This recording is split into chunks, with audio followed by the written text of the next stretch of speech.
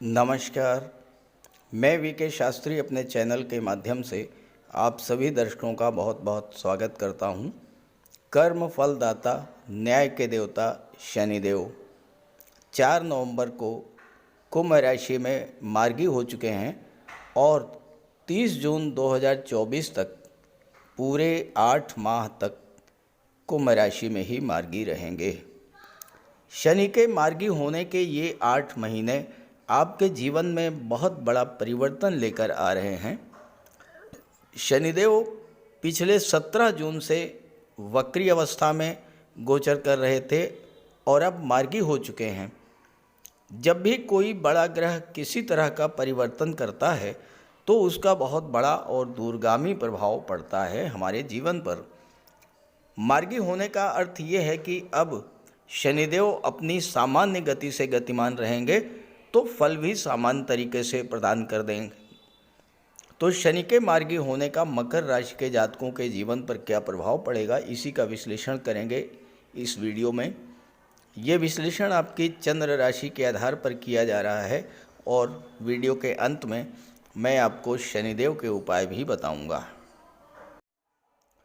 तो ये है मकर राशि के जातकों की कुंडली। शनिदेव का गोचर वर्तमान में कुंडली के धन भाव में है, राहु का गोचर पराक्रम भाव में है और देवगुरु का गोचर कुंडली के चौथे भाव में है। शनिदेव ने 17 जनवरी को धन भाव में गोचर किया था। आपके राशि के स्वामी हैं शनिदेव और शनिदेव का गोचर धन भाव में होने से धन संबंधी समस्याएं समाप्त होंगी, ये आशा की गई थी। 17 जनवरी को जैसे ही शनिदेव धन भाव में आए तो मकर राशि के जातकों के जीवन में 7.5 के तीसरे चरण की शुरुआत हुई। तीसरे चरण में शनिदेव आपको आपके प्रयासों का, आपके एफर्ट का फल देने के लिए आते हैं। लेकिन लगभग 10 माह बीत गए। कुछ जातकों की बात छोड़ दें तो बाकी सभी के साथ यही हुआ होगा कि धन की स्थिति यथापूर्व रही। जिस आर्थिक संकट से आप दूसरे चरण में गुजरे, बिल्कुल वही स्थिति आज भी बनी हुई है। जबकि शनिदेव के धन भाव में गोचर करने पर आशा ये थी कि आर्थिक स्थिति में सुधार आएगा, पारिवारिक विवाद समाप्त होंगे, फालतू के खर्चे बंद होंगे, स्वास्थ्य जो खराब चल रहा था उसमें सुधार आएगा, प्रॉपर्टी का कोई विवाद था, नौकरी रोजगार के क्षेत्र में वो सफलता नहीं मिल पा रही थी जो आप पाना चाहते थे, तो ये सब मिलना शुरू हो जाएगा। लेकिन ऐसा नहीं हुआ। तो आखिर ऐसा क्यों हुआ? पहले इस बात को समझिए। देखिए, पहली बात तो शनिदेव एक राशि में 2.5 वर्ष तक गोचर करते हैं तो फल प्राप्ति में भी समय लगता है। और दूसरी जो महत्वपूर्ण बात है वो ये है कि शनिदेव अपना फल तो तब दे पाते जब वो स्वयं स्थिर होते। इन 10 महीनों में क्या क्या हुआ आप ये समझिए। 17 जनवरी को शनिदेव कुंभ में आए, आते ही 30 जनवरी को अस्त हो गए। अब ये सोचा गया कि चलो जब उदित होंगे तो लाभ देना शुरू करेंगे, धन की समस्या हल होगी। 6 मार्च को उदित हो गए, लेकिन शनिदेव कोई लाभ दे पाते इसके पहले ही शनिदेव का नक्षत्र परिवर्तन हो गया। 6 मार्च को जब उदित हुए तो नक्षत्र परिवर्तन करके मंगल के नक्षत्र धनिष्ठा से निकल करके राहु के नक्षत्र शतभिषा में आ गए। ये दूसरा परिवर्तन हुआ। पहला तो ये हुआ कि अस्त हो गए, दूसरा ये हुआ कि 15 मार्च को राहु के नक्षत्र में आ गए और इसी के साथ साथ राहु गुरु का चांडाल दोष भी बना उस समय। अब शनिदेव आपको कुछ दे पाते इसके पहले ही 17 जून को फिर वक्री हो गए और वक्री अवस्था में ही शतभिषा से धनिष्ठा नक्षत्र में गए, फिर 22 अगस्त को शतभिषा में और फिर 17 अक्टूबर को फिर से धनिष्ठा में और 22 नवंबर तक धनिष्ठा में रहेंगे। तो इस तरह से इन 10 महीनों में अस्त भी हुए, वक्री भी हुए, धनिष्ठा से शतभिषा, शतभिषा से धनिष्ठा, धनिष्ठा से शतभिषा, यही क्रम लगातार चलता रहा। और इसके कारण जब शनिदेव स्वयं में स्थिर नहीं थे तो आपको कैसे कोई फल दे पाते। तो जो ग्रह आपको धन देने वाला था, जब वही ग्रह स्थिर नहीं रहा तो आपको धन कैसे मिलता। लेकिन अब वो समय आ गया है जब शनि आपकी आर्थिक समस्याओं को समाप्त करेंगे, धन प्रदान करेंगे, क्योंकि शनिदेव 30 जून तक पूरे 8 माह तक कुंभ राशि में मार्गी रहेंगे, फिर इसके बाद वक्री हो जाएंगे। अब आइए शनिदेव के प्रभाव को समझते हैं। देखिए 17 जून से शनिदेव वक्री थे धन भाव में। वक्री अवस्था में किसी भी ग्रह की चाल धीमी हो जाती है। अब शनि तो वैसे ही मंद गति से गतिमान होते हैं, वक्री में स्पीड और भी कम हो गई तो वक्री अवस्था में अच्छा फल आपको नहीं दिया होगा, लेकिन मार्गी होते ही आपको बेहतर फल मिलना शुरू हो जाएगा। हालांकि एकदम से आप ये सोचें कि जैसे ही 4 नवंबर को मार्गी हुए हैं तो पैसों की बरसात शुरू हो जाएगी, ऐसा नहीं होगा। क्योंकि इस समय शनि का अंश बल जो है वो 6 डिग्री है। जैसे जैसे अंश बल बढ़ता जाएगा शनि की फल प्रदान करने की क्षमता बढ़ती जाएगी और शनि अपना शुभ फल प्रदान करना शुरू करेंगे। मकर राशि के जातकों के जीवन में शनि के 7.5 का अंतिम चरण गतिमान है।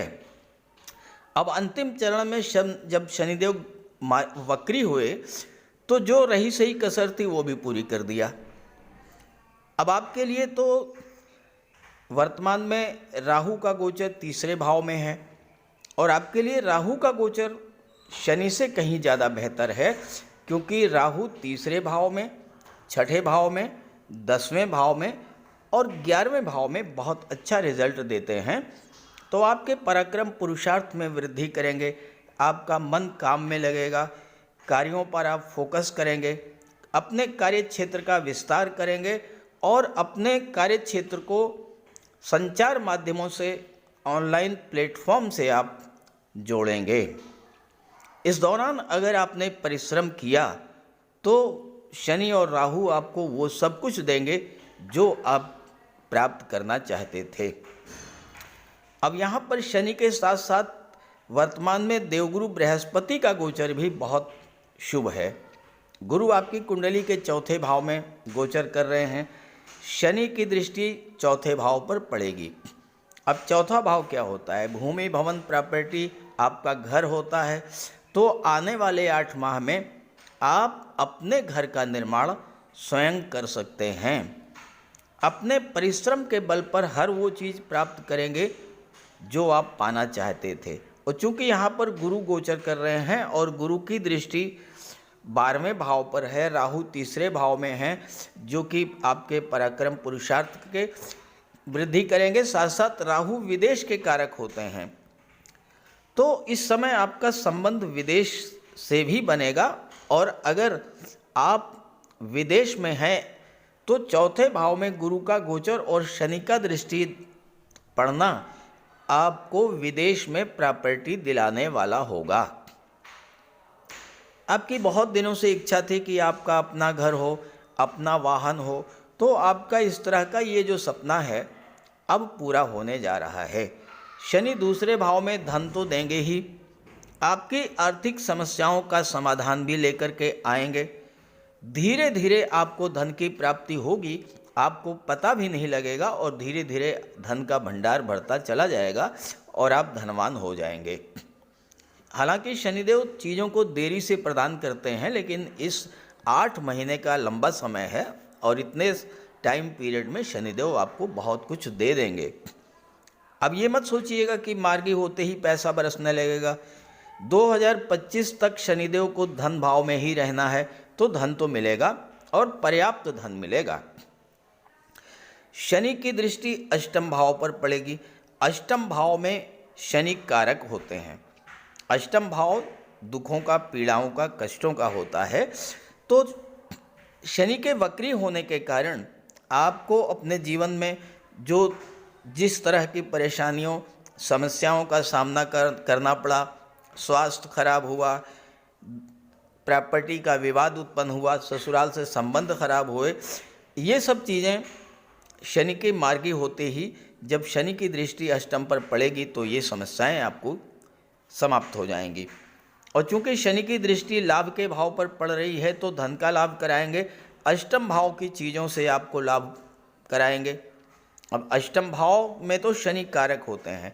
सबसे बड़ा काम तो यही करेंगे कि आपकी आयु में वृद्धि करेंगे, आपके कष्टों को दूर करेंगे। और अष्टम भाव जो है ये पैतृक संपत्ति का होता है।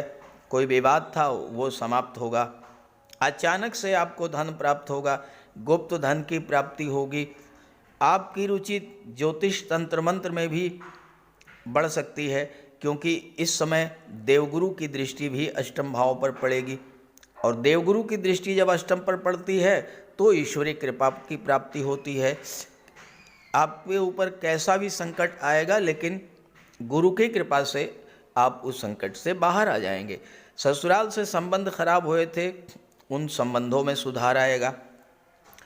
गुरु की दृष्टि दशम भाव पर पड़ रही है और अष्टम पर भी पड़ रही है। शनि अष्टम के कारक होते हैं। अष्टम भाव की जो चीज़ें हैं, अब रियल इस्टेट है, प्रॉपर्टी डीलिंग है, कंस्ट्रक्शन का कार्य है, आप आर्किटेक्ट हैं, बिल्डर हैं, बिल्डिंग मटेरियल सप्लायर हैं, इस तरह के व्यापार व्यवसाय में हैं, तो आपको अपने क्षेत्रों से धन का लाभ कराएंगे, कार्य क्षेत्र में उन्नति होगी। शनि तो जब देने पर आते हैं तो छप्पर फाड़ करके देते हैं, अनायास अचानक बहुत बड़ा लाभ करा देते हैं। अष्टम भाव भूमि के नीचे के पदार्थों का होता है। तो जो लोग oil, petroleum, metals, medicine, chemical products, minerals, इन सब के व्यापार व्यवसाय से जुड़े हैं, जो लोग इंश्योरेंस के क्षेत्र से जुड़े हुए हैं, जो लोग कमीशन एजेंट हैं, शेयर ब्रोकर हैं, उन सब के लिए भी शनि का गोचर धन देने वाला होगा, क्योंकि धन भाव में गोचर कर रहे हैं, लाभ के भाव पर दृष्टि डाल रहे हैं। जब शनि धन भाव के स्वामी और धन भाव में गोचर करते हुए लाभ के भाव पर दृष्टि डालेंगे तो महाधनी योग बनेगा, जो कि हर तरह का लाभ देने वाला होगा। तो धीरे धीरे आपके जीवन में जो रोग, ऋण और शत्रुओं से संबंधित परेशानियां थीं, उनसे आपको धीरे धीरे राहत मिलेगी। हालांकि चौथे भाव पर शनि की दृष्टि जब पड़ेगी तो थोड़ा बहुत परिवार में तनाव की स्थिति तो बनेगी, लेकिन यहाँ पर देवगुरु बृहस्पति का गोचर है, और देवगुरु बृहस्पति जब चौथे भाव में गोचर करते हैं, अपने उच्च की राशि में होते हैं। चौथा भाव कर्क राशि का होता है और कर्क राशि देवगुरु की उच्च की राशि है। तो गुरु के चौथे भाव में जब गोचर करते हैं तो ज्योतिष शास्त्र में कहा गया है, किंग कुर्वन्ति सर्वग्रह यस्य केंद्रे बृहस्पति, यानी जिस जातक की कुंडली में केंद्र के भाव में गुरु का गोचर हो, उस पर किसी अन्य ग्रह की अशुभ दृष्टि का कोई प्रभाव नहीं पड़ता है।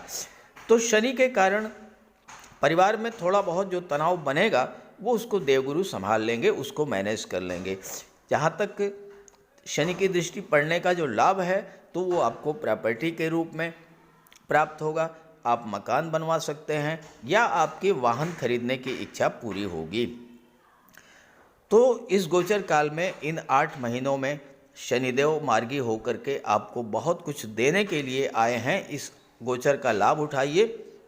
हाँ, ये है कि आपके जीवन में साढ़े साती तो गतिमान है, इसलिए शनिदेव का उपाय भी करते रहिएगा। तो बात करते हैं उपायों पर। ज्योतिष शास्त्र में कहा गया है कि शनि जिस पर प्रसन्न होते हैं, यानी जिसका शनि ग्रह मजबूत स्थिति में होता है, तो शनिदेव रंक से राजा बना देते हैं। और शनि अगर कमज़ोर हुए, खराब हुए तो राजा भी रंक हो जाता है।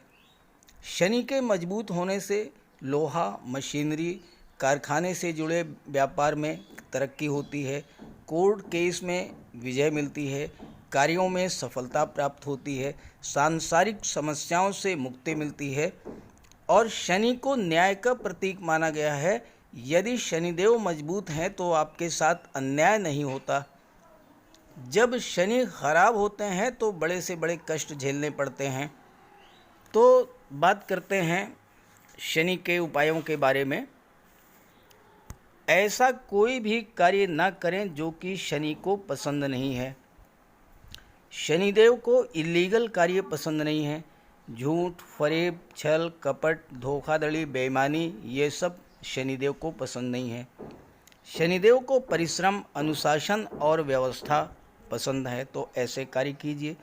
गरीबों की मदद कीजिए, बुज़ुर्गों, दिव्यांगों को भोजन दीजिए, वस्त्र का दान कीजिए, किसी ओल्ड एज होम में जाकर के, किसी अनाथालय में जाकर के दान पुण्य का कार्य कीजिए। तो इससे शनि को बल मिलेगा। अगर आपका शनि कमज़ोर है तो आपको कम से कम 19 शनिवार व्रत रखना चाहिए। और इसके साथ साथ शनिवार के दिन एक कटोरी में सरसों का तेल लेकर उसमें अपना चेहरा देखिए और उस तेल को किसी को दान कर दीजिए।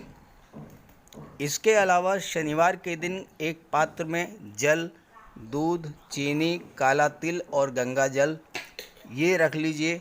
इसके बाद पश्चिम दिशा की ओर मुँह करके पीपल के वृक्ष को अर्पित कर दें। इससे भी शनि को बल मिलता है।